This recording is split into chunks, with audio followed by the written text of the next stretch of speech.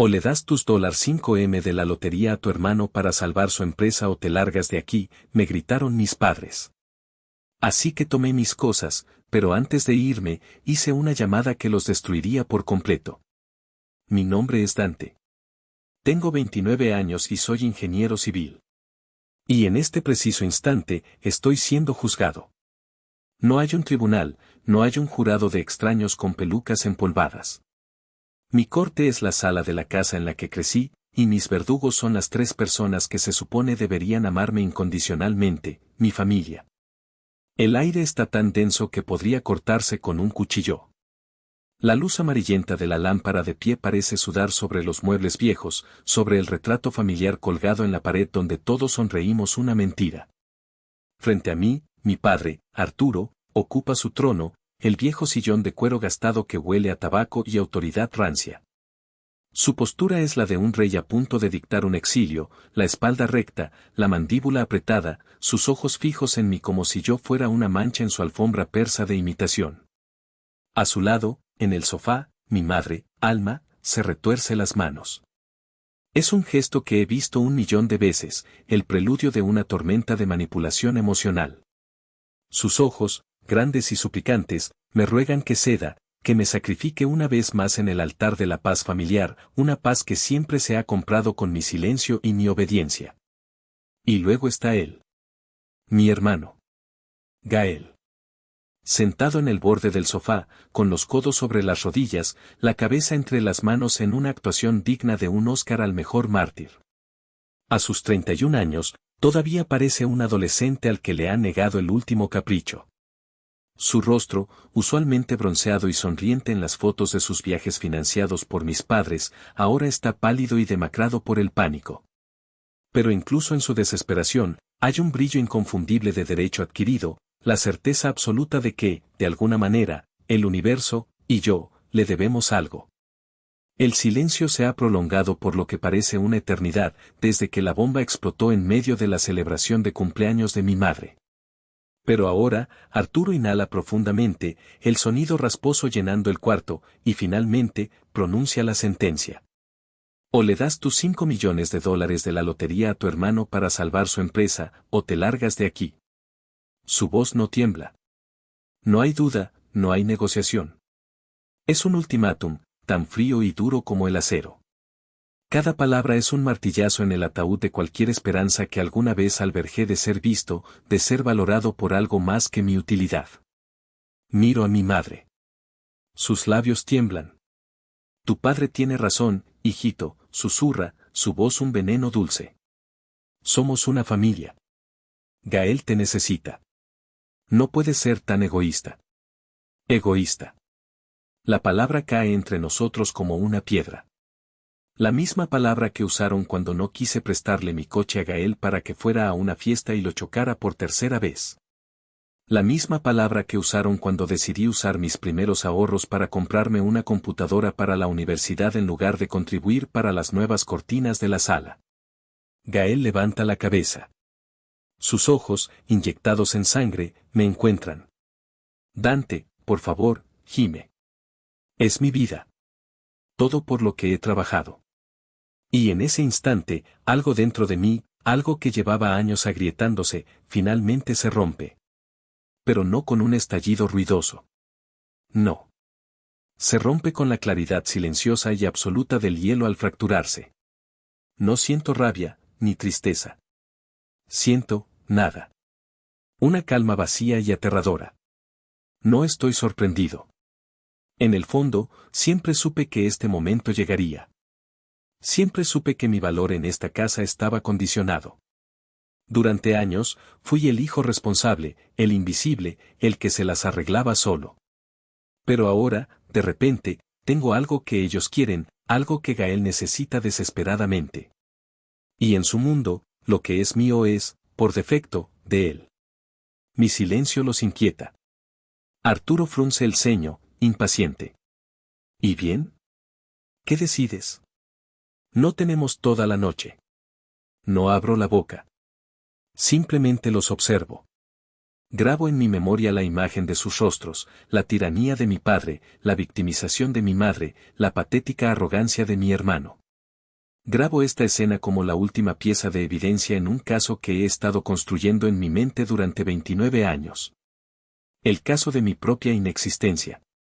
Y mientras estoy ahí, de pie en mi propia sala, siendo desterrado de mi propio hogar a menos que entregue un futuro que gané por pura suerte, una idea empieza a formarse. No es una idea nacida del odio, sino de una lógica fría, precisa, casi matemática. Si voy a ser borrado, si voy a ser despojado, no lo haré en silencio. No esta vez. La voz de mi padre todavía reverbera en la sala, pero mi mente ya no está allí.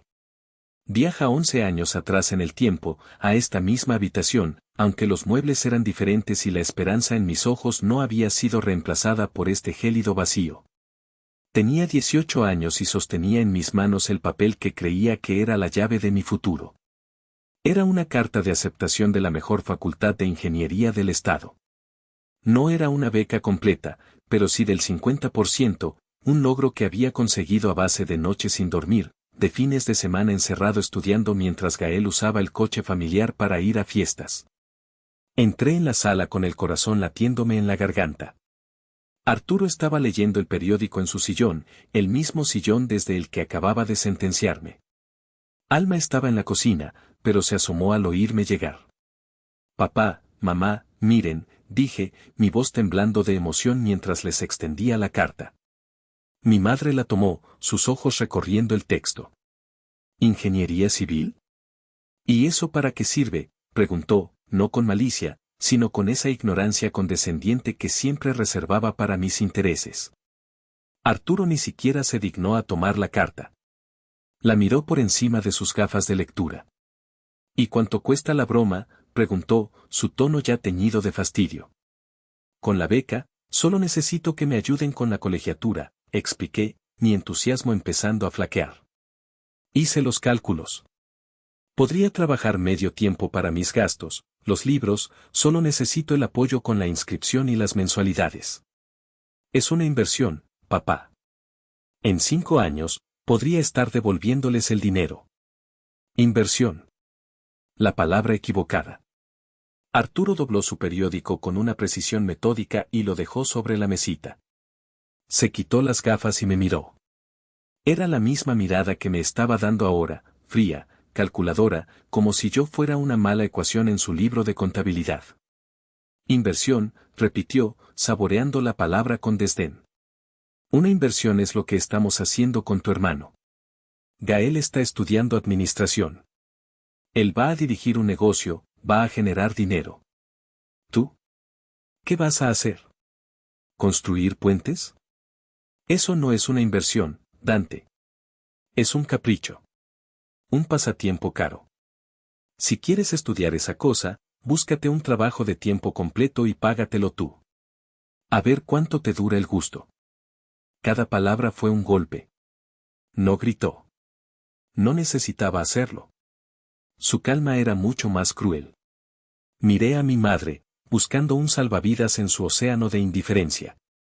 Ella simplemente se encogió de hombros, una leve sonrisa de disculpa en sus labios. Tu padre sabe de estas cosas, hijito. Además, los gastos de Gael en la universidad privada son muy altos. No podemos con todo. Me quedé allí, de pie, con la carta arrugándose en mi mano sudorosa. No podía respirar. La injusticia era tan física, tan palpable, que me ahogaba. No se trataba del dinero. Nunca se trató del dinero.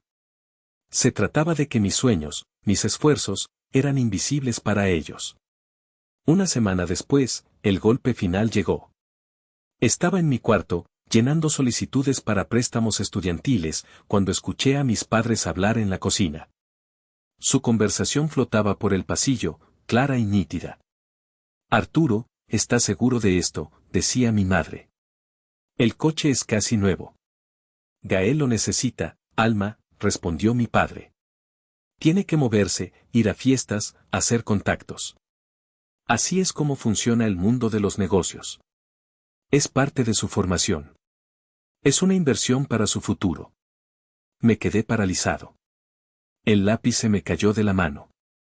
Un coche nuevo para que Gael hiciera contactos en fiestas era una inversión. Mi educación era un capricho. Esa noche, mientras intentaba dormir, sentí una rabia fría asentarse en mi pecho. No era una rabia explosiva, sino una brasa lenta y ardiente. Y en esa oscuridad, me hice una promesa. Les demostraría que estaban equivocados. Me graduaría. Sería el mejor ingeniero que pudiera ser. Y lo haría todo solo. Al día siguiente, mi tío Román, el hermano menor de mi padre y la única persona en la familia que parecía verme de verdad, vino de visita. Me encontró en el porche, mirando a la nada. Se sentó a mi lado sin decir una palabra por un largo rato. Escuché lo de la universidad, dijo finalmente. Yo solo asentí, incapaz de hablar. Metió la mano en su bolsillo y sacó un fajo de billetes arrugado. No es mucho, dijo, poniéndolo en mi mano y cerrando mis dedos sobre él. Pero te servirá para los primeros libros. No dejes que te detengan, Dante. Tú vales más de lo que ellos ven. Las lágrimas que no había podido derramar frente a mis padres brotaron entonces. No eran lágrimas de autocompasión, sino de gratitud. En ese momento, en ese gesto, encontré la fuerza para empezar. Pero también aprendí una lección vital: en mi propia familia, el afecto y el apoyo eran recursos escasos, y yo siempre estaría al final de la fila para recibirlos. El recuerdo de la universidad se desvanece y es reemplazado por uno más reciente, más doloroso porque ya no era un niño ingenuo, sino un hombre que se atrevió a soñar de nuevo. Fue hace 2 años. Yo tenía 27, y la deuda estudiantil todavía pesaba sobre mí como una lápida. Pero a pesar de todo, había logrado forjarme un camino. Trabajaba como ingeniero en una constructora importante, ganaba un sueldo decente y, lo más importante, había acumulado una experiencia invaluable. Durante meses, había pasado mis noches y fines de semana no en bares ni en citas, sino inclinado sobre mi escritorio, diseñando un plan. No era un sueño vago, era un proyecto concreto, con proyecciones financieras, análisis de mercado y una estrategia de crecimiento. Quería fundar mi propia consultora de ingeniería, especializada en soluciones sostenibles para pequeñas y medianas empresas. Era un nicho de mercado que conocía bien y que estaba en plena expansión. No necesitaba millones. Mi plan era empezar pequeño, desde una oficina en casa. Lo único que necesitaba era un pequeño capital inicial para registrar la empresa, crear una página web profesional, adquirir licencias de software especializado y tener un colchón para los primeros meses. La cantidad era modesta, unos 150,000 pesos, menos de lo que mis padres gastaron en el último viaje de Gael a Europa para encontrar inspiración. Elegí el momento con cuidado. Un domingo por la tarde, después de la comida, cuando el ambiente estaba relajado. Gael no estaba, lo cual era una bendición. Me senté con ellos en la misma sala que ahora es mi tribunal y extendí mi carpeta sobre la mesa de centro. Papá, mamá, me gustaría mostrarles algo en lo que he estado trabajando, comencé, mi voz firme, profesional. Durante 20 minutos, les expuse mi plan. Les mostré los gráficos, las proyecciones de ingresos, las cartas de intención de 2 clientes potenciales que ya había contactado. Hablé con la pasión y la confianza que me daba saber que mi idea era sólida, que mi trabajo era impecable. Cuando terminé, el silencio se apoderó de la habitación. Arturo se reclinó en su sillón, entrelazando los dedos sobre su estómago. Se tomó su tiempo, un truco que usaba para establecer su dominio. ¿Y quién va a pagarte por ecología? Soltó, la palabra ecología pronunciada como si fuera una obscenidad. La gente quiere construir rápido y barato, Dante. No les importan tus arbolitos. Estás en las nubes. No es así, papá, repliqué, manteniendo la calma. Las nuevas regulaciones gubernamentales incentivan este tipo de construcción. Hay beneficios fiscales. Las empresas están buscando activamente estas soluciones para mejorar su imagen y ahorrar costos a largo plazo. Hice la investigación. Mi madre, Alma, intervino con su habitual tono de falsa preocupación. Suena muy arriesgado, hijito. Tienes un buen trabajo, un sueldo seguro. ¿Para qué complicarte la vida? ¿Y si fracasas? ¿Quién va a pagar tus deudas? Su mirada se desvió hacia mí, cargada de significado. La deuda estudiantil. El recordatorio constante de mi primer capricho. Todo negocio tiene un riesgo, argumenté. Pero este es un riesgo calculado. Confío en mis habilidades. Arturo se rió, una risa corta y seca, desprovista de humor. Habilidades. Tus habilidades son para trabajar para otros, para seguir órdenes. No tienes lo que se necesita para ser tu propio jefe. Te falta, instinto. El que le sobra a tu hermano. Y ahí estaba. La comparación inevitable. El clavo final en el ataúd de mi propuesta. No importaba cuán sólido fuera mi plan, cuán preparado estuviera yo. A sus ojos, yo era el obrero, el técnico. Gael era el visionario, el líder nato, a pesar de que su único negocio hasta ese momento había sido vender camisetas con diseños plagiados por Internet. Un proyecto que duró 3 meses y dejó una deuda de tarjeta de crédito que, por supuesto, ellos pagaron. Me rendí. Recogí mi carpeta en silencio. La derrota era amarga, pero familiar. Un mes después, la ironía me golpeó con la fuerza de un tren de carga. Gael anunció, durante otra comida familiar, que había tenido una epifanía. Quería abrir una boutique de ropa de lujo. Ropa de diseñadores europeos. En un barrio donde la gente apenas llegaba a fin de mes. Su plan de negocios era una servilleta con 3 garabatos. Su investigación de mercado consistía en tengo buen gusto. Yo esperaba que mis padres, al menos, mostraran algo de escepticismo. En cambio, sus ojos brillaron. ¡Qué gran idea, hijo!, exclamó Alma. Siempre has tenido un ojo para la moda. Eso es tener visión, sentenció Arturo, dándole una palmada en la espalda a Gael. Hay que apuntar alto. Invertir en calidad. Esa misma semana, liquidaron una parte considerable de sus ahorros para la jubilación. Le dieron a Gael el dinero para el alquiler de un local carísimo, para el inventario inicial, para todo. Sin preguntas. Sin condiciones. Nadie me preguntó qué pensaba. Nadie notó la forma en que apretaba el tenedor hasta que mis nudillos se ponían blancos. Estaba sentado en la misma mesa, en la misma casa, pero era como si estuviera detrás de un cristal invisible. Podía verlos y oírlos, pero ellos no podían verme a mí. Mi sueño, meticulosamente planeado y viable, fue aplastado. El capricho de Gael, impulsivo y condenado al fracaso, fue celebrado como un acto de genialidad empresarial. Esa noche, no sentí rabia. Sentí algo mucho peor, resignación.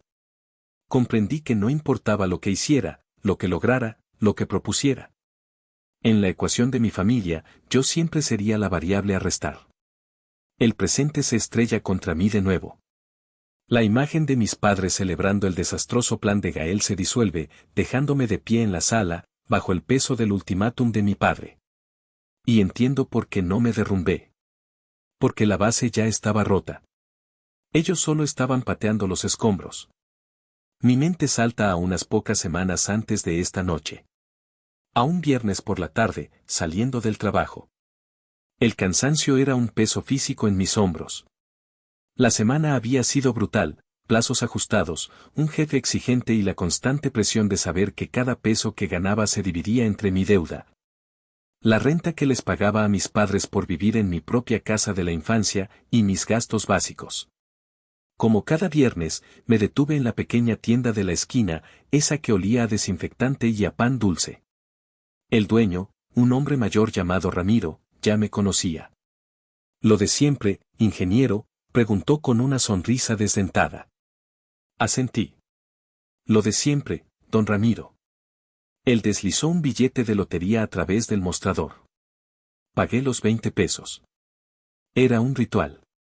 Un pequeño acto de rebelión contra la lógica aplastante de mi vida. Mis padres y Gael se burlaban de ello, por supuesto. Sigues tirando tu dinero en eso, perdedor, me había dicho Gael la semana anterior, viéndome guardar el billete en mi cartera. Con los 20 pesos que gastas a la semana, al menos podrías invitarme un café. Dámelo a mí y al menos lo disfrutaríamos. El dinero que gastas en un solo trago en tus bares caros me pagaría la lotería por 2 años, le respondí una vez, en un raro momento de confrontación. Mi padre lo escuchó y sentenció desde su sillón: tu hermano sabe invertir en su imagen. Tú solo sabes tirar el dinero en sueños para tontos. No volví a responderles. No valía la pena. El billete de lotería no era una inversión, era un salvoconducto. Por 20 pesos, compraba el derecho a soñar durante una semana. El derecho a imaginar una vida donde no tenía que contar cada centavo, donde podía abrir mi propia empresa sin pedir permiso a nadie, donde podía, simplemente, irme. Era el impuesto que pagaba por la esperanza. Esa noche, como todas las noches, llegué a casa y me encerré en mi cuarto. La casa estaba llena de tensión. El negocio de Gael, la boutique, era un agujero negro financiero que se tragaba el dinero y la paciencia de mis padres. Las discusiones eran constantes. Yo me había vuelto un experto en hacerme invisible, en moverme por la casa como un fantasma. Cené un sándwich frío sobre mi escritorio mientras revisaba unos planos. Más tarde, encendí la televisión en volumen bajo para ver el sorteo. No esperaba nada. Nunca lo hacía. Era solo el cierre del ritual. Apunté los números en un post-it, como siempre. Luego, saqué el billete de mi cartera. El primer número coincidía. 7. Una pequeña sonrisa. Siempre era emocionante acertar el primero. El segundo número. 14. Coincidía. Mi corazón dio un pequeño brinco. El tercero. 23. Coincidía. Dejé de respirar. El cuarto. 32. Coincidía. Mis manos empezaron a temblar. El quinto. 41. Coincidía. El sándwich a medio comer se sentía como una piedra en mi estómago. Y el número final. 56. Coincidía. Me quedé mirando el billete, luego el post-it, luego la pantalla del televisor donde repetían los números ganadores. No podía ser. Debía haber un error. Revisé los números 1, 2, 10 veces. Los leí en voz alta, susurrando en la quietud de mi habitación. No había error. Había ganado. El premio mayor. $5 millones. No grité. No salté de alegría. No llamé a nadie. Me quedé sentado en la silla de mi escritorio, completamente inmóvil, mientras una extraña calma descendía sobre mí. Era una sensación tan ajena, tan poderosa, que me asustó. No era la euforia que había imaginado tantas veces. Era algo mucho más profundo. Era el sonido de mis cadenas rompiéndose. Era el peso de la deuda estudiantil evaporándose. Era el muro de la indiferencia de mi familia desmoronándose. Pero sobre todo, era la comprensión instantánea y aterradora de que acababa de obtener el poder absoluto. El poder de salvarlos.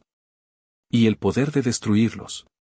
Con manos temblorosas, doblé el billete con sumo cuidado y lo guardé en un viejo libro de texto de termodinámica, en la página que hablaba sobre la entropía y el caos.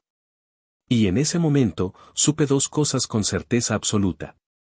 Primero, que no les diría una sola palabra hasta que el dinero estuviera seguro en mi cuenta. Y segundo, que mi vida, tal y como la conocía, había terminado para siempre. Pasé el fin de semana en un estado de trance. Me moví por la casa como un autómata, participando mínimamente en las conversaciones, mi mente a 1000 kilómetros de distancia, repasando los números una y otra vez. El billete en mi libro de termodinámica se sentía como un objeto radioactivo, un artefacto de otro mundo que podía cambiar la física de mi realidad. La tensión familiar era un ruido de fondo, las quejas de Gael sobre sus proveedores y las miradas preocupadas de mis padres eran escenas de una película que ya no me pertenecía. El lunes por la mañana, me reporté enfermo en el trabajo por primera vez en 5 años. La excusa fue una migraña, pero la realidad es que sentía que mi cabeza iba a estallar por la presión. Con el libro de texto metido en mi mochila como si fuera un tesoro sagrado, conduje hasta las oficinas centrales de la Lotería Nacional en el centro de la ciudad. El edificio era impersonal y burocrático, lo que de alguna manera me tranquilizó. Hice fila como cualquier otra persona, mi corazón martilleando contra mis costillas.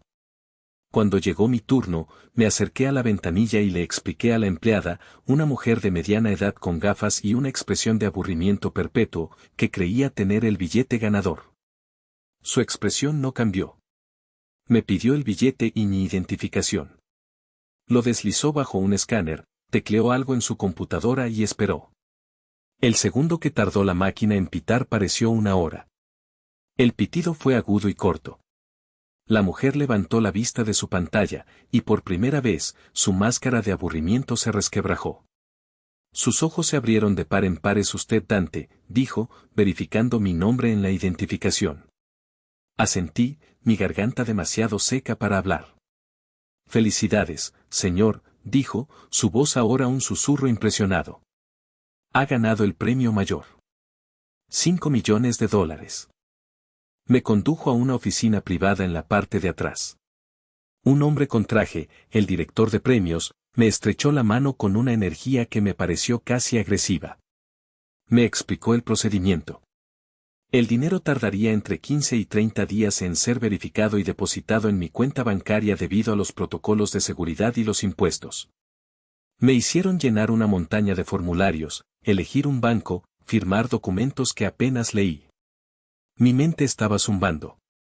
«Y ahora, para la parte divertida», dijo el director con una sonrisa de vendedor. «La foto». 2 empleados trajeron un cheque gigante, de esos de cartón que parecen ridículos en la televisión.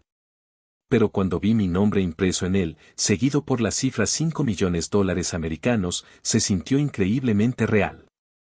«Normalmente, enviamos un comunicado de prensa de inmediato», explicó el director mientras un fotógrafo preparaba su cámara.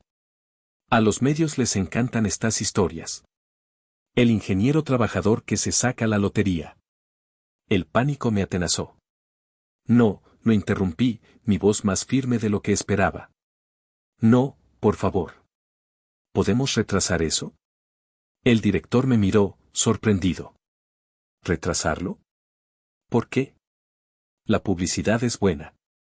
«Motivos familiares», dije, la mentira saliendo con una facilidad que me asustó. «Son delicados. Necesito tiempo para hablar con mi familia en privado antes de que se enteren por las noticias. ¿Podrían, por favor, darme 2 semanas de discreción total? Es muy importante para mí». Quizás fue la seriedad en mi voz, o quizás simplemente no quiso discutir con un nuevo millonario. Vaciló por un momento y luego asintió. «Está bien, muchacho. 2 semanas. Pero después de eso, la historia es nuestra». «Gracias», dije, sintiendo una oleada de alivio. Sonreí para la cámara, sosteniendo el cheque de cartón. La sonrisa se sentía como una máscara de yeso. El flash me cegó por un momento. Después de las fotos, me ofrecieron llevarme el cheque gigante. «Es un gran recuerdo», dijo el director. «Sí», respondí, una idea repentina y brillante formándose en mi mente. «Me lo llevo». Salí del edificio con el cheque ridículamente grande bajo el brazo, envuelto en plástico. No era un recuerdo. Era un cebo. Era la pieza central de un plan que aún no tenía forma del todo, pero cuyo objetivo era más claro que el agua. Sabía que las palabras no serían suficientes.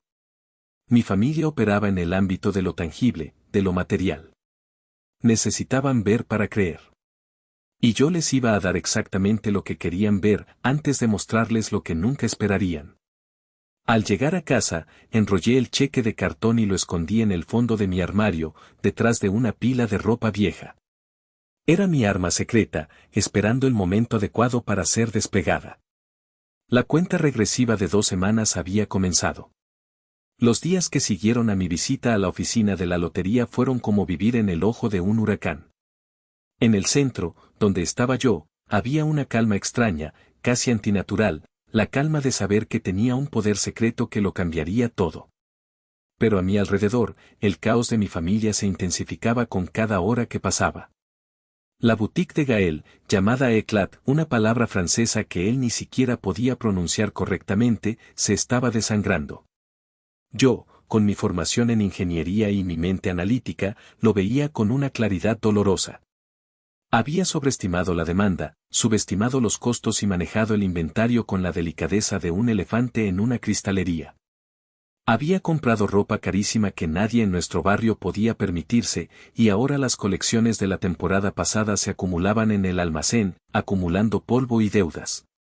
Las llamadas telefónicas se volvieron una banda sonora constante en la casa. Eran los proveedores, exigiendo sus pagos. Eran los del banco, preguntando por las cuotas atrasadas del préstamo comercial. Eran los empleados, quejándose de que sus cheques no tenían fondos. Gaël manejaba la presión de la única manera que sabía, con ataques de pánico teatrales y una completa abdicación de la responsabilidad. Lo encontraba a menudo en la sala, con la cabeza entre las manos, gimiendo sobre lo injusto que era todo. No lo entienden. Esto es arte. El negocio necesita tiempo para madurar, le gritaba a mi madre, quien lo consolaba acariciándole el pelo y trayéndole tazas de té. Arturo, por su parte, reaccionaba con una furia impotente. Caminaba por la casa como un león enjaulado, maldiciendo a la economía, al gobierno, a los clientes ignorantes que no apreciaban la visión de su hijo. Pero su furia nunca, ni por un segundo, se dirigía a Gaël. El arquitecto del desastre era inmune a toda crítica. En este ambiente cargado, mi presencia silenciosa y mi aparente normalidad empezaron a volverse sospechosas. Ellos estaban acostumbrados a que yo fuera el barómetro de la estabilidad financiera de la casa. Si yo estaba tranquilo, era porque las cosas no podían estar tan mal. Pero ahora, mi calma parecía fuera de lugar, casi un insulto a su drama. La presión sobre mí comenzó de forma sutil. Dante, hijito, me dijo mi madre una noche, mientras yo intentaba cenar en paz. Sé que has estado ahorrando. Tu hermano solo necesita un pequeño empujón para superar este bache. Unos 20,000 pesos para pagarle al proveedor más insistente. No puedo, mamá, respondí con calma, sin levantar la vista de mi plato. Estoy pagando mi deuda. Cada centavo cuenta. Su rostro se endureció. Siempre tú y tu deuda. A veces tienes que pensar en la familia. Unos días después, fue Arturo. Me acorraló en el pasillo. Escúchame bien, dijo, su voz un gruñido bajo. Tu hermano está bajo mucha presión.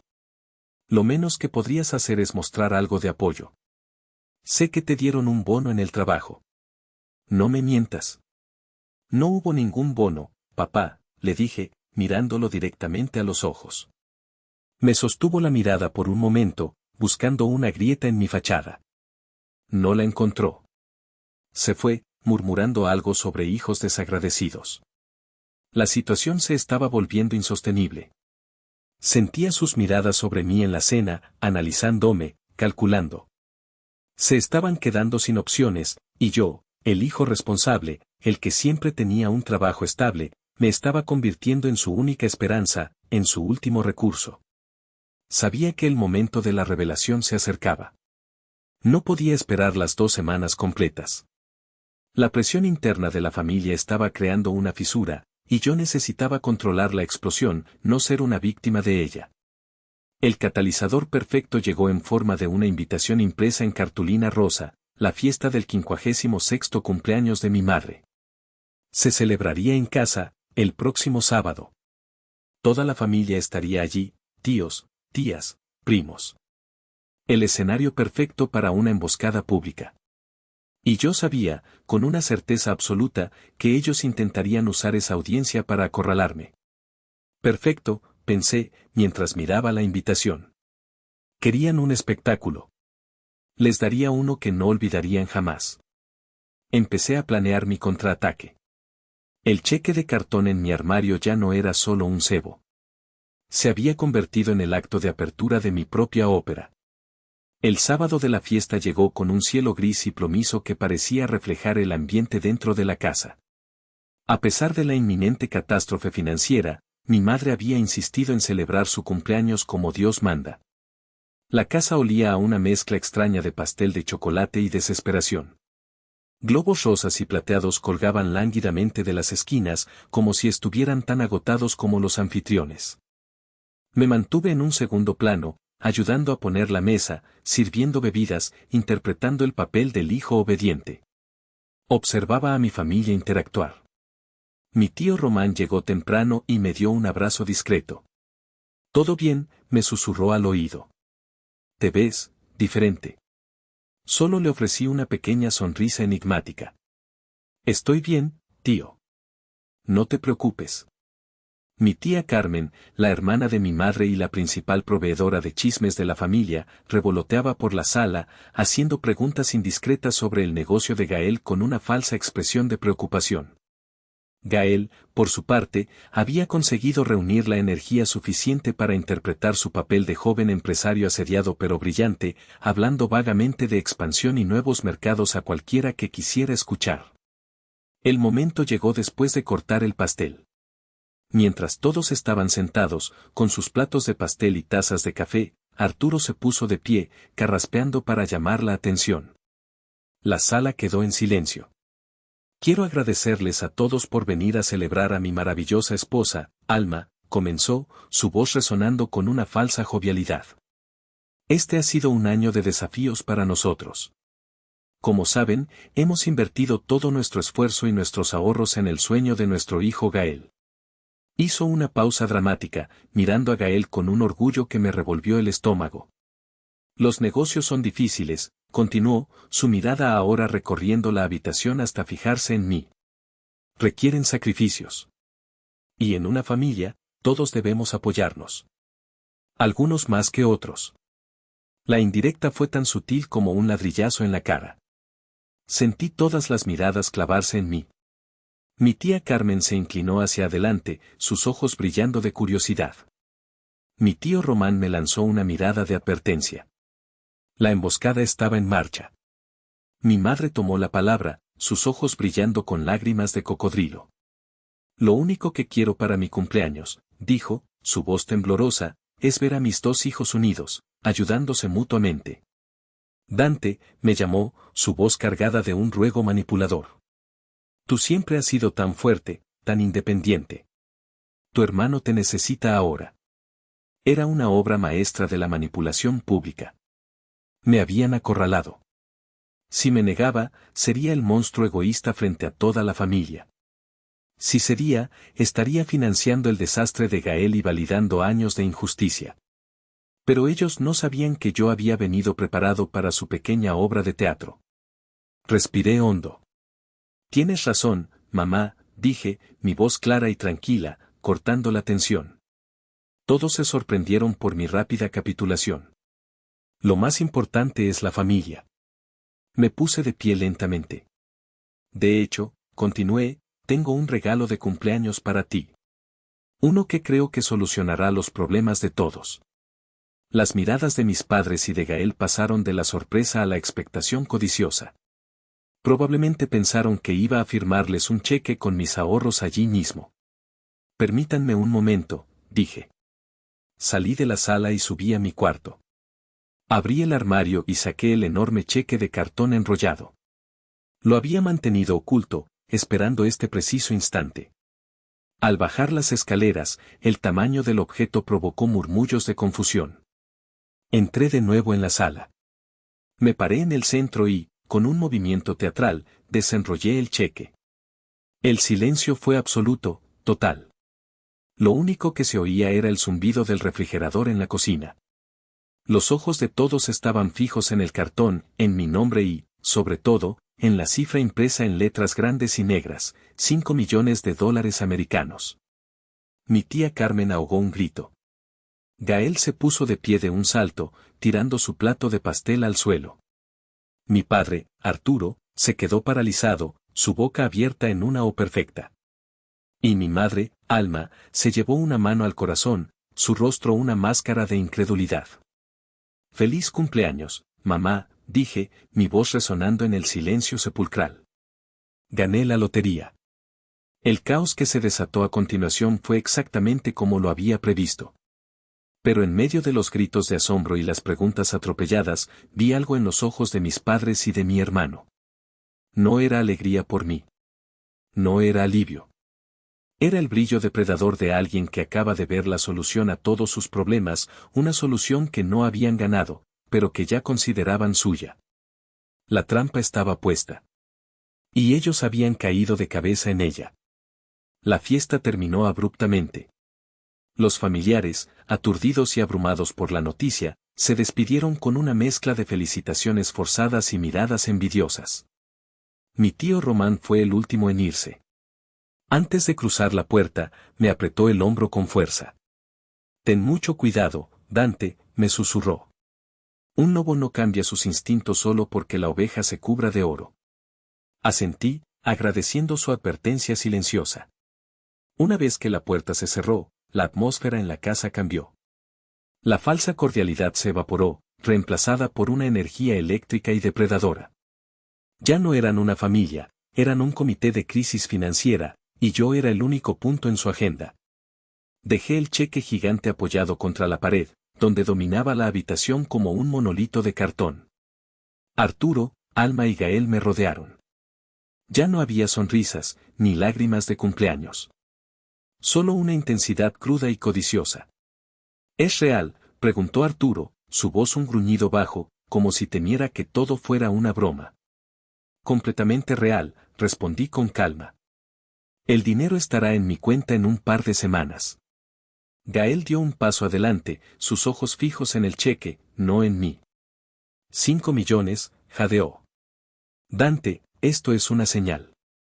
Una señal del universo. Con esto, no solo puedo salvar la boutique, puedo expandirla. Abrir sucursales en Polanco, en Santa Fe». Empezó a divagar, sus ojos brillando con una fiebre de grandeza, ya gastando un dinero que no era suyo. Mi madre lo interrumpió, poniendo una mano en mi brazo. Su tacto era posesivo. «Sabía que Dios no nos abandonaría», dijo, su voz llena de una piedad empalagosa. «Esto es una bendición para la familia, Dante. Para que todos salgamos adelante juntos». «Juntos», repetí, la palabra sintiéndose extraña en mi boca. Fue entonces cuando Arturo dio el paso final. Se interpuso entre Gael y yo, asumiendo su papel de patriarca. Cruzó los brazos y me miró desde arriba, a pesar de que éramos de la misma estatura. «Dejémonos de rodeos», dijo, su tono cortante y práctico. «Gael necesita el dinero. Todo. Su deuda es considerable, y para relanzar el negocio correctamente, necesitará una inyección de capital fuerte. Le darás el dinero». No fue una petición. Fue una orden. Sentí como la última brasa de afecto filial que quedaba en mí se extinguía, dejando solo cenizas frías. Lo miré, y por primera vez, no vi a mi padre. Vi a un extraño, a un hombre que me veía no como a un hijo, sino como a una solución, una herramienta, una billetera andante. «No», dije. La palabra fue suave, casi un susurro, pero resonó en la habitación como un disparo. Los tres se quedaron helados. ¿Qué dijiste?», balbuceó Gael. «Dije que no», repetí, mi voz ganando fuerza. «Es mi dinero. Pagaré mi deuda estudiantil. Me compraré un lugar propio. Y empezaré mi propia empresa. La que ustedes dijeron que era un sueño estúpido». La cara de Arturo se congestionó de ira. «¿Tu empresa? ¿Después de todo lo que hemos hecho por ti? Vives bajo nuestro techo. Un techo por el que pago renta cada mes, sin falta», le recordé. Fue entonces cuando la máscara de mi madre se cayó. Su rostro dulce se contrajo en una mueca de furia. «Desagradecido. Después de que te hemos alimentado y vestido toda tu vida. Tu hermano se está ahogando y tú te atreves a hablar de tus caprichos». Y entonces, Arturo pronunció la sentencia que había estado gestándose toda mi vida, la culminación de 29 años de ser el segundo, el invisible, el plan B. O le das tus $5 millones de la lotería a tu hermano para salvar su empresa, o te largas de aquí. Ahí estaba. El ultimátum. La elección que no era una elección. Mientras sus palabras colgaban en el aire, venenosas y definitivas, sentí una extraña paz. La claridad absoluta. Durante años, me había aferrado a la fantasía de que, si trabajaba lo suficiente, si era lo suficientemente bueno, si me sacrificaba lo suficiente, finalmente me ganaría su amor, su respeto. Qué tonto había sido. Su amor no era algo que se pudiera ganar. Era un recurso finito que se le había otorgado en su totalidad a mi hermano desde el día en que nació. Yo no era un hijo para ellos. Era una póliza de seguros. Y acababan de intentar cobrarla. En ese silencio tenso, mientras ellos esperaban mi inevitable rendición, mi mente de ingeniero comenzó a trabajar. No con emoción, sino con una lógica fría y precisa. Analicé las variables, las debilidades del sistema, los puntos de presión. Recordé las conversaciones que había escuchado, los alardes de Gael, su desesperación. Y una estrategia, audaz y terrible en su simplicidad, comenzó a tomar forma en mi cabeza. No iba a huir. No iba a simplemente irme. Si me iban a echar, me aseguraría de quemar el puente, la casa y todo el maldito reino hasta los cimientos. Está bien, dije, mi voz tan tranquila que lo sorprendió. Arturo enarcó una ceja. ¿Está bien, qué? Me voy, respondí. Empacaré mis cosas. Se miraron entre ellos, confundidos por mi falta de resistencia. Probablemente esperaban más ruegos, más negociaciones. Gael pareció entrar en pánico por un segundo, dándose cuenta de que su fuente de financiamiento estaba a punto de salir por la puerta. «Espera, Dante», exclamó. «No tienes que tomártelo así. Podemos hablarlo». «Ya no hay nada que hablar», lo corté, mi mirada fija en mi padre. Me dieron a elegir. Y elegí. Sin decir una palabra más, les di la espalda y subí las escaleras hacia mi cuarto. Cada paso se sentía ligero, como si me estuviera despojando de un peso invisible. Al entrar en mi habitación, la misma que había ocupado desde niño, no sentí nostalgia. Se sentía como la celda de una prisión de la que finalmente había encontrado la llave. Comencé a empacar metódicamente.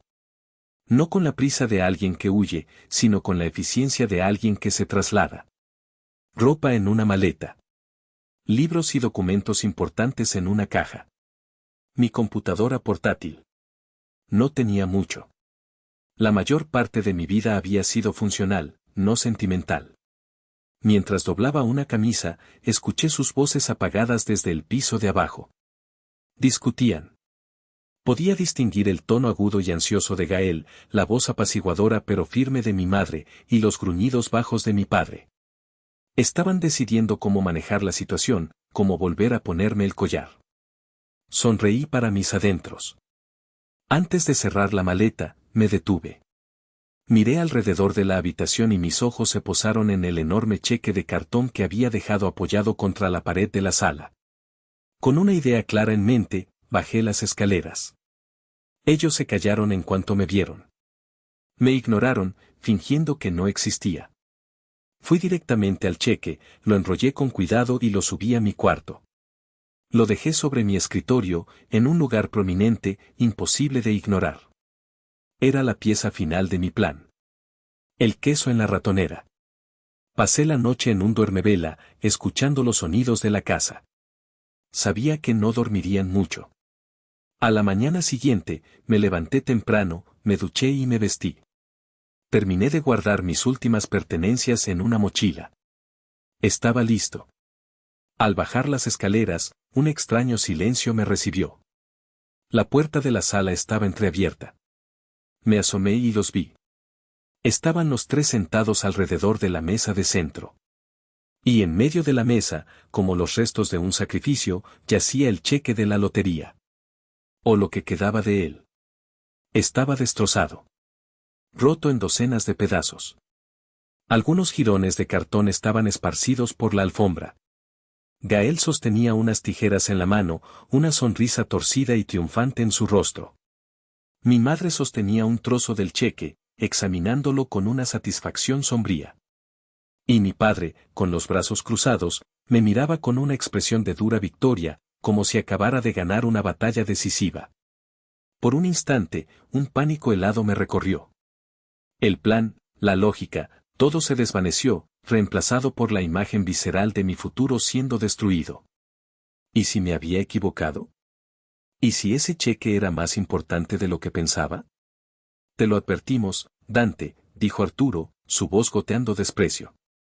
Como no quisiste compartir por las buenas, decidimos que no tendrías nada. ¿Qué vas a hacer ahora sin tu dinerito? Para que aprendas a no ser tan envidioso, soltó Gael, blandiendo las tijeras como si fueran una espada. Siempre celoso de mí. Ahora no tienes nada que yo pudiera querer. Y entonces, la ola de pánico se retiró tan rápido como había llegado, reemplazada por algo completamente inesperado. Una burbuja de risa subió desde mi pecho. Traté de contenerla, de ahogarla, pero fue inútil. Empecé a reírme. No era una risita nerviosa. Era una carcajada profunda, estruendosa, de esas que te doblan por la mitad y te sacan las lágrimas. Me reí tan fuerte que tuve que apoyarme en el marco de la puerta para no caerme. Me miraron como si me hubiera vuelto loco. La sonrisa de Gael vaciló. La expresión de mi padre pasó de la victoria a la furia confundida. ¿De qué te ríes, imbécil?, gruñó Arturo. ¿Crees que esto es un juego? Mi risa solo se hizo más fuerte. No podía parar. Era la risa de la liberación. La risa de alguien que acaba de presenciar el acto más estúpido y autodestructivo imaginable. Estaba riéndome de su ignorancia, de su arrogancia, de su absoluta y gloriosa estupidez. ¿Por qué te ríes?, gritó mi madre, su voz aguda por la histeria, tirando el pedazo de cartón a la mesa. Acabamos de destruir tu premio. ¿No lo entiendes? No vas a cobrar ni un centavo. Finalmente, logré tomar aire. Me limpié las lágrimas de la risa de los ojos y los miré, a los tres, con una pena casi genuina. Ese cheque, dije, señalando los patéticos restos en la mesa. Ese cheque no vale nada. Es un pedazo de cartón. Un cheque simbólico que me dieron para las fotos en la oficina de la lotería. Hice una pausa, dejando que mis palabras flotaran en el aire. El dinero real está siendo procesado electrónicamente. Estará en mi cuenta bancaria en menos de 2 semanas. ¿De verdad pensaron que podían arruinarme rompiendo un trozo de cartón? ¿En serio son tan increíblemente idiotas? El silencio que siguió a mis palabras fue glorioso. Fue un silencio pesado, denso, un vacío que absorbió todo el aire y el color de la habitación. Vi cómo la sangre desaparecía de sus rostros, dejándolos con una palidez cerúlea, como si fueran estatuas de cera a punto de derretirse. La sonrisa arrogante de Gael se congeló y luego se desmoronó, reemplazada por una expresión de horror puro. Las tijeras se le cayeron de la mano, golpeando la alfombra con un ruido sordo. Mi padre, Arturo, abrió la boca para decir algo, pero solo salió un sonido ahogado, como un pez fuera del agua. Mi madre fue la primera en encontrar su voz, aunque era un hilo tembloroso, irreconocible. No, no es cierto, balbuceó, mirando los pedazos de cartón como si pudieran volver a unirse por pura fuerza de voluntad. Estás mintiendo. Lo haces para lastimarnos. Lastimarlos, respondí, mi risa ya desaparecida, reemplazada por un frío glacial. Ustedes son los que sostenían las tijeras. Ustedes son los que intentaron destruir mi futuro por pura malicia. Yo solo estoy diciendo la verdad. Fue una broma, Dante, dijo Alma de repente, sus ojos de ciervo asustado buscando desesperadamente una salida. Sí, eso fue. Solo queríamos darte una lección. Asustarte un poco para que entraras en razón. Nunca pensamos. Una lección, la interrumpí, dando un paso dentro de la sala. Mi voz era baja, pero cortaba el aire como un bisturí. Déjenme hablarles de lecciones. Me han dado lecciones toda mi vida. La lección de que mi esfuerzo no valía nada. La lección de que mis sueños eran estúpidos. La lección de que mi único propósito en esta familia era existir a la sombra de mi hermano. He aprendido mis lecciones, mamá. Vaya que las he aprendido. Me detuve frente a la mesa, mirando el desastre que habían creado. Pero ahora, continué, mi voz volviéndose aún más fría, es mi turno de enseñar. Van a aprender la lección más importante de todas, las acciones tienen consecuencias. Gael se levantó de un salto, su pánico finalmente superando su parálisis. Dante, espera. Hermano, no te lo tomes así. Lo siento, joder, lo siento. Fui un idiota. Pero te necesito. El negocio. El negocio, le espeté. Tu negocio es un monumento a tu incompetencia, financiado por la ceguera de nuestros padres. Y se acabó. No recibirás ni un solo centavo de mi parte. Ni uno. Arturo finalmente reaccionó. Se puso de pie, su rostro una máscara de furia lívida. No te atreves a hablarnos así en nuestra propia casa, rugió. Ya no es mi casa, ¿recuerdas? Le dije con calma. Tú mismo me diste la orden de irme. Y es exactamente lo que voy a hacer. Pero no sin antes hacer una llamada. Saqué mi teléfono del bolsillo. Sus ojos siguieron cada uno de mis movimientos. El pulso de Gael era visible en su cuello. Mi madre se mordía el labio hasta hacerlo sangrar. Busqué en mis contactos. El nombre estaba ahí, guardado desde hacía 2 años, desde que Gael, en uno de sus arranques de arrogancia, me había mostrado el número como prueba de sus importantes conexiones. Encontré el nombre, señor Morales. Presioné el botón de llamar y, deliberadamente, activé el altavoz. El tono de llamada sonó en la habitación silenciosa, cada timbre como el martillo de un juez. Después de 2 tonos, una voz grave y autoritaria respondió. Bueno. Señor Morales, buenos días. Habla Dante, dije, mi voz clara y profesional. Hubo una pausa. ¿Dante? ¿El joven ingeniero? ¡Qué sorpresa! ¿Cómo estás, muchacho? La voz del señor Morales sonaba genuinamente complacida de escucharme. Vi un destello de confusión en el rostro de mi padre. Estoy muy bien, señor, gracias por preguntar, continué, ignorando a mi familia. Le llamo por un asunto rápido y un poco delicado. Sé que usted tiene una relación comercial con mi hermano, Gael. Lamentablemente, sí, respondió Morales, su tono volviéndose instantáneamente más duro. Un dolor de cabeza, ese muchacho. Lo imagino, señor. Y es por eso que le llamo. Quiero dejar constancia de manera oficial y verbal, que luego seguiré con un correo electrónico, que no tengo ninguna afiliación con los negocios de mi hermano. No soy su socio, no soy su aval, y no tengo ninguna intención de cubrir ninguna de sus deudas, presentes o futuras. El silencio al otro lado de la línea fue corto, pero cargado.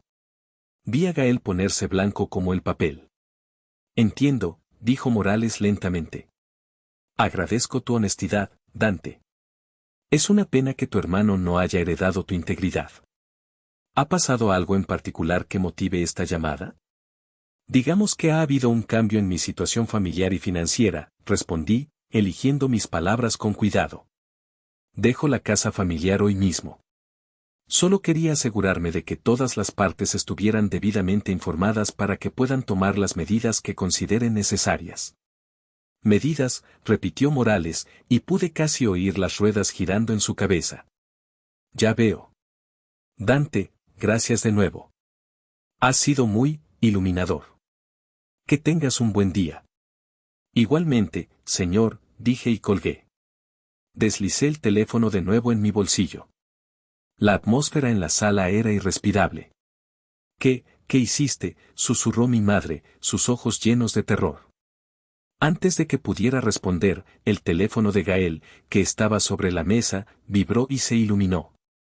En la pantalla, apareció una notificación de llamada entrante.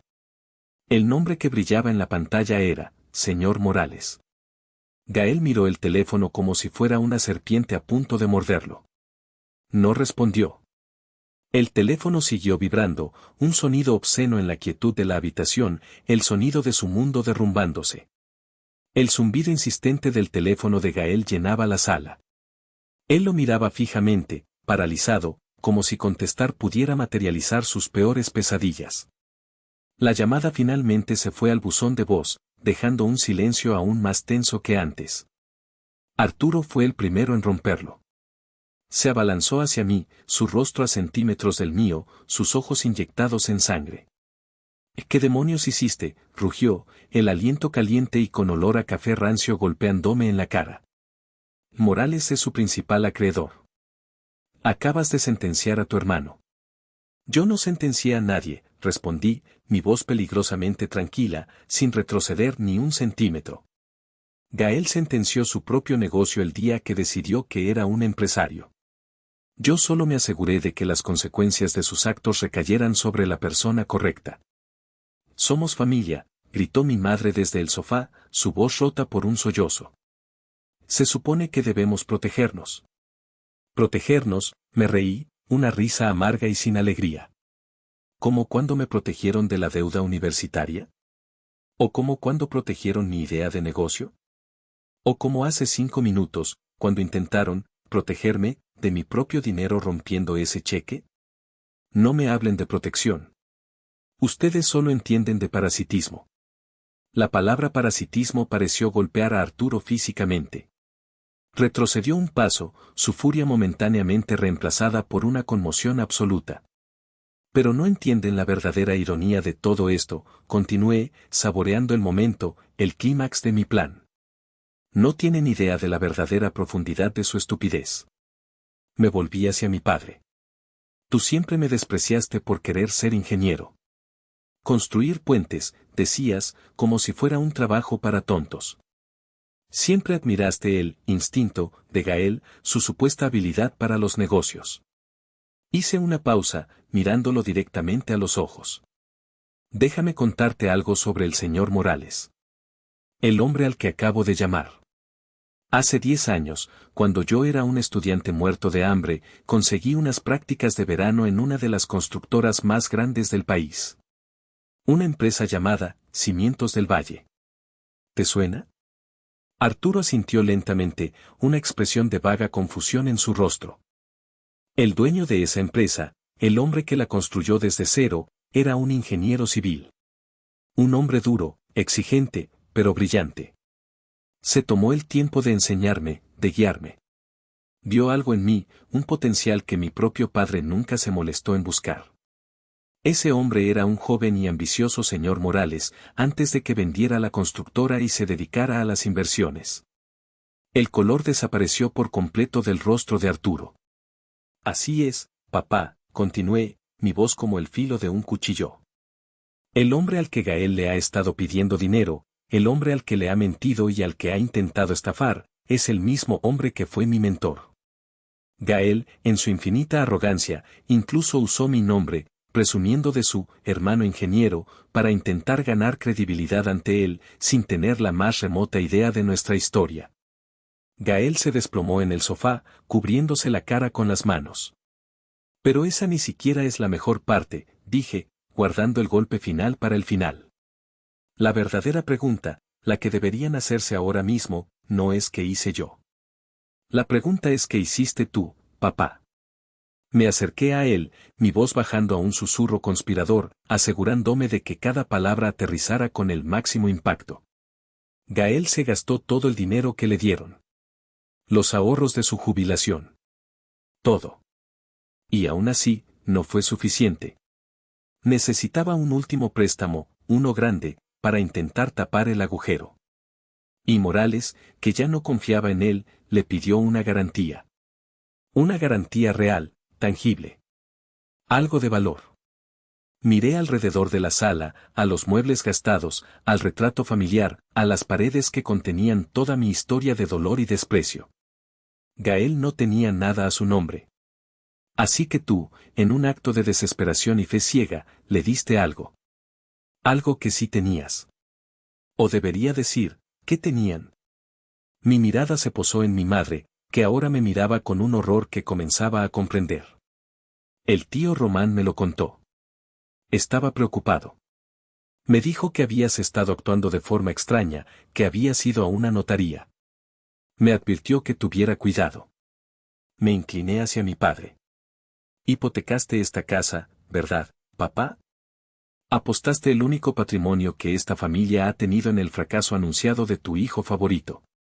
Pusiste el techo sobre nuestras cabezas como garantía, con la confianza ciega de que, si todo salía mal, tu otro hijo, el invisible, el plan B, estaría aquí con su cheque de lotería para limpiar tu desastre. El silencio que siguió fue la explosión final. No hubo gritos, ni negaciones. Solo la verdad, desnuda y brutal, colgando en el aire entre nosotros. Arturo se tambaleó hacia atrás y se dejó caer pesadamente en su sillón. No parecía un tirano. No parecía un rey. Parecía un hombre viejo, frágil y completamente destrozado. Mi madre soltó un gemido, un sonido animal de pura angustia, mientras miraba a su esposo, no con amor, sino con una traición que le desgarraba el alma.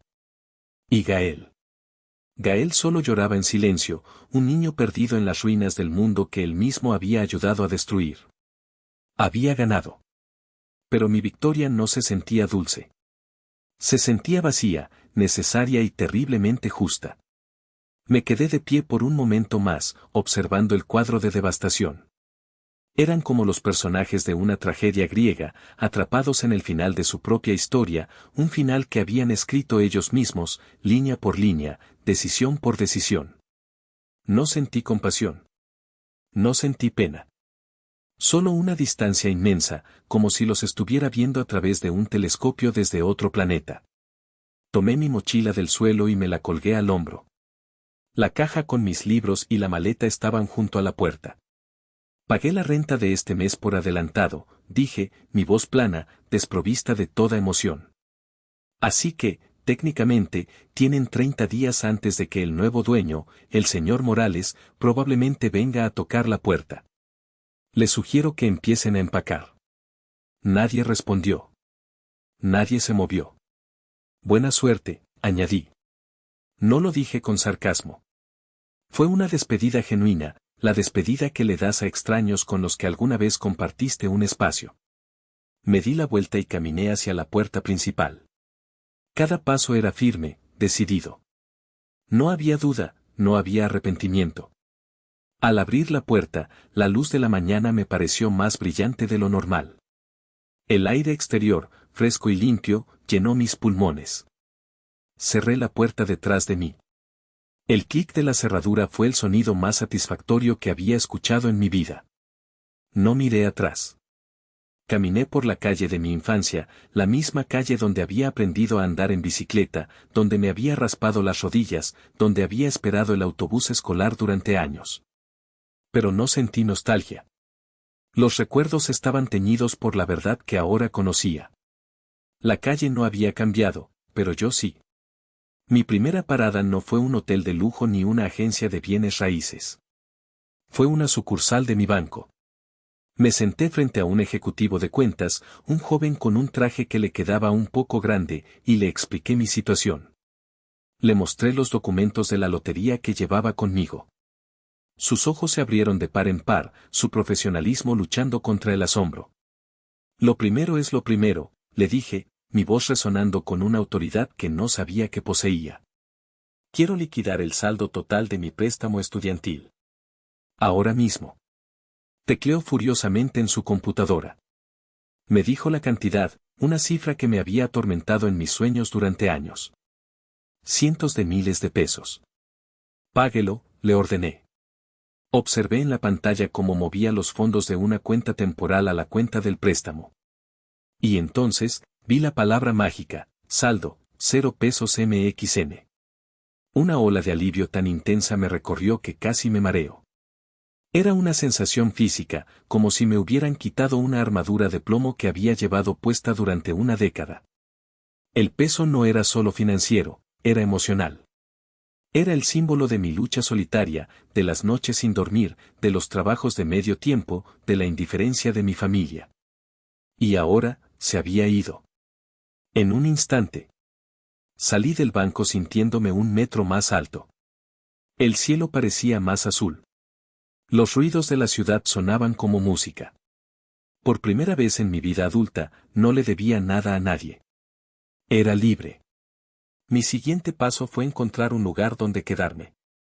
Alquilé una suite en un hotel céntrico por una semana, un pequeño lujo que sentí que me merecía. Desde la ventana de mi habitación en el piso 15, observé la ciudad extenderse bajo mis pies. Era un mar de luces y posibilidades.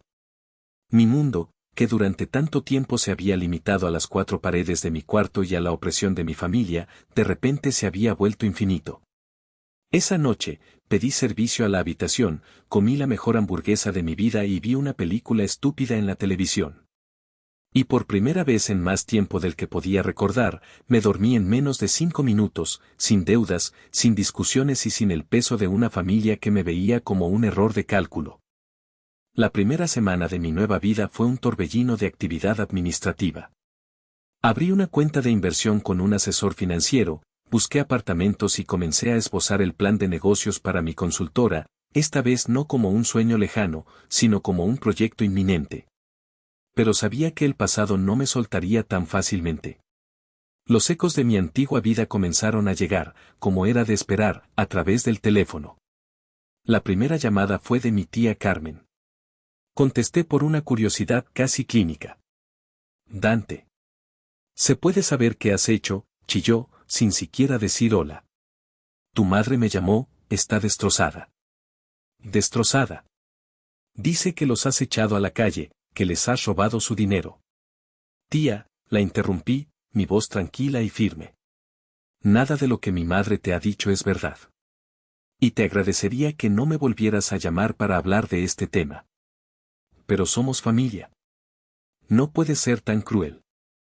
Tu hermano, tu pobre hermano. Colgué. Inmediatamente después, bloqueé su número. Fue sorprendentemente fácil. Un simple toque en la pantalla y una fuente de toxicidad desaparecía de mi vida. Luego vinieron los mensajes de texto de primos lejanos, gente con la que no había hablado en años. Oí lo que pasó. ¡Qué decepción! No puedo creer que le hagas esto a tus padres. El dinero te ha cambiado. Borré cada mensaje sin responder y bloqueé cada número. Eran los monos voladores de mi madre, enviados para hacerme sentir culpable, para arrastrarme de vuelta al drama. Pero su poder sobre mí se había desvanecido. La llamada que más temía, y la que más esperaba, era la de mi madre. Dejó un mensaje de voz. Lo escuché de pie, junto a la ventana de mi hotel. Su voz era un susurro roto, lleno de sollozos y pausas dramáticas. Dante, hijito, ¿por qué? ¿Por qué nos odias tanto? Tu padre, no ha salido de su sillón en 2 días. Gael, no para de llorar. Has destruido a tu familia. Has destruido a tu madre. ¿Es eso lo que querías? ¿Estás feliz ahora, solo con tu dinero? Por favor, llámame. Podemos arreglarlo. Te perdonamos. Te perdonamos. La frase me golpeó con una fuerza inesperada. Incluso ahora, después de todo, en su mente, yo era el que necesitaba ser perdonado. La audacia, la absoluta falta de autoconciencia, era asombrosa. Borré el mensaje de voz y bloqueé su número. Luego bloqueé el de mi padre y el de Gael, por si acaso. El silencio que siguió fue beatífico. Pero hubo una llamada que sí esperaba con ansias. Unos días después, mi teléfono sonó. Era un número desconocido. Dudé, pero algo me dijo que contestara. Bueno. Dante, dijo una voz familiar y tranquila al otro lado. Tío Román, respondí, una sonrisa genuina formándose en mi rostro. No quería molestarte, dijo. Solo, quería saber si estabas bien. Estoy bien, tío. Mejor que nunca, de hecho. Hubo una pausa. Hiciste lo correcto, sobrino, dijo, su voz cargada de una emoción contenida. Duele, lo sé. Son nuestra sangre. Pero a veces, la única forma de sanar una herida infectada es amputar. Estoy orgulloso de ti. Más de lo que te imaginas. Sus palabras fueron como un bálsamo. La validación que había anhelado toda mi vida no vino de mis padres, sino del único hombre en esa familia que siempre me había visto como una persona completa. Gracias, tío, dije, mi voz un poco ronca. Significa mucho para mí. Cuídate, Dante. Y no mires atrás. Tu futuro está adelante. Colgamos. Me quedé mirando la ciudad, las luces empezando a parpadear a medida que el sol se ponía. Mi tío tenía razón. Por primera vez, no estaba mirando hacia atrás, a las heridas y las decepciones. Estaba mirando hacia adelante, hacia un lienzo en blanco. Y era hermoso. Han pasado 6 meses. Estoy escribiendo esto desde el balcón de mi propio apartamento. No es una mansión, pero es mío. Tiene una vista increíble de las montañas y suficiente luz para mis plantas. En la mesa junto a mí, está la tarjeta de presentación de mi nueva empresa, Soluciones de Ingeniería Dante Rojas. Rojas. Mi apellido. El que había sentido como una carga y que ahora reclamaba como propio. Los primeros clientes han empezado a llegar. El trabajo es duro, más duro que nunca, pero es un cansancio diferente. Es el cansancio satisfactorio de construir algo tuyo, ladrillo por ladrillo. Sé, a través de mi tío Román, lo que pasó con ellos. Perdieron la casa, como era inevitable. El señor Morales fue implacable. Ahora viven los 3 juntos en un pequeño apartamento alquilado en una zona mucho menos agradable de la ciudad. Gael trabaja como cajero en un supermercado. Mi padre, me dicen, ha envejecido 10 años. Mi madre sigue llamando a mi tío, intentando usarlo como intermediario para llegar a mí. Él siempre se niega. No siento alegría por su desgracia. Sería mentira decir eso. Pero tampoco siento tristeza. Siento una distancia pacífica. Son personajes de un libro que ya terminé de leer. Su historia ha terminado para mí. La mía apenas comienza. He aprendido que la sangre te hace pariente, pero es la lealtad, el respeto y el amor lo que te convierte en familia. Perdí a la familia en la que nací, pero en el proceso, por primera vez en mi vida, siento que me he encontrado a mí mismo.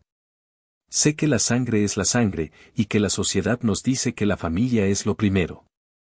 Pero después de todo lo que viví, después de años de ser invisible y de un intento final de despojarme de mi única oportunidad, ¿estuve mal en dejarlos enfrentar las consecuencias de sus propias decisiones?